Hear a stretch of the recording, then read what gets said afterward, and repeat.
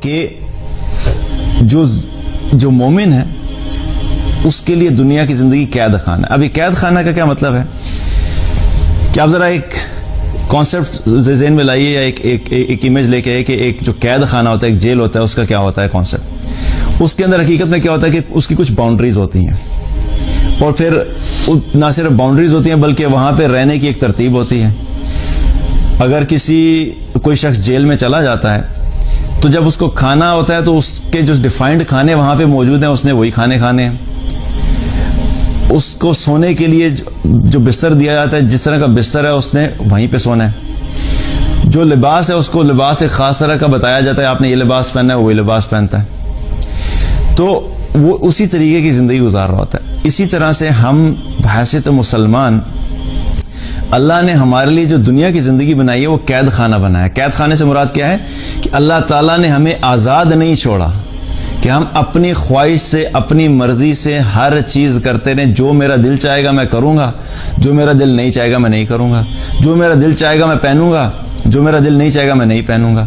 جو چیز کھانے کا دل چاہے گا کھاؤں گا, جو چیز نہیں کھانے کا دل چاہے گا نہیں کھاؤں گا.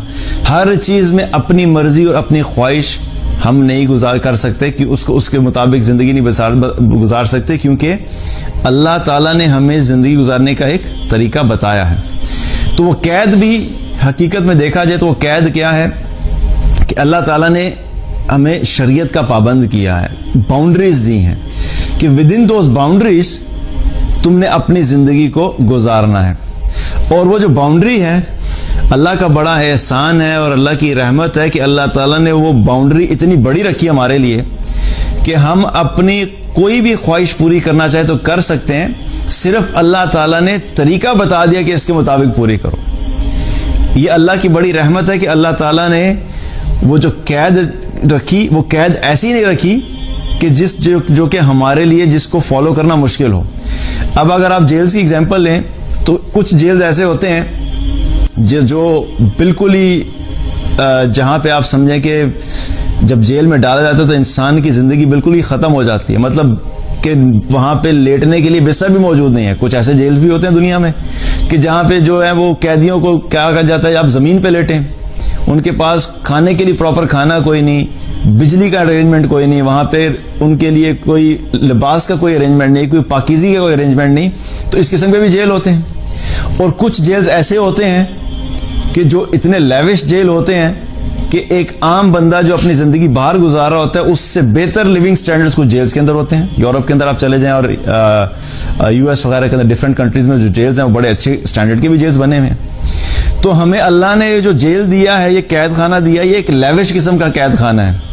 یہاں پہ اللہ تعالیٰ نے ہمیں ویسا قید خانہ نہیں دیا کہ جس کے اندر رہنا مشکل ہو. ہمیں اللہ نے جو دین دیا ہے اس میں ہم اپنی مرضی سے بہت ساری چیزیں ہیں جو اللہ تعالیٰ نے ہمیں اجازت دی کہ اپنی مرضی کر سکو. چند چیزوں کو اللہ نے منع کیا, ان کے علاوہ اللہ تعالیٰ نے کہا تم جو مرضی کرو. چند کھانے ایسے ہیں جن کو اللہ نے حرام کیا کہ یہ چند کھانے ان کو مت کھاؤ, اس کے علاوہ ساری چیز تمہارے لیے کھلی ہے, جو مرضی کھاؤ. چند پینے کی چیزیں ہیں جن کو اللہ نے حرام کیا, اس کے علاوہ سارے مشروبات ہیں وہ اللہ نے حلال کیے, پیو. اسی طریقے سے خواہش پوری کرنی ہے, اللہ تعالیٰ نے یہ نہیں کہا کہ اپنی خواہش تم پوری نہیں کرو. مردوں کے اندر عورتوں کی اٹریکشن رکھی, عورتوں کے اندر مردوں کی اٹریکشن رکھی. اور یہ نہیں کہا کہ اب اٹریکشن ہے تو تم ایک دوسرے سے خواہش نہیں پوری کر سکتے, بلکہ کہا کہ بالکل پوری کرو, لیکن ایک طریقہ ہے, نکاح کرو, اپنی خواہش پوری کرو.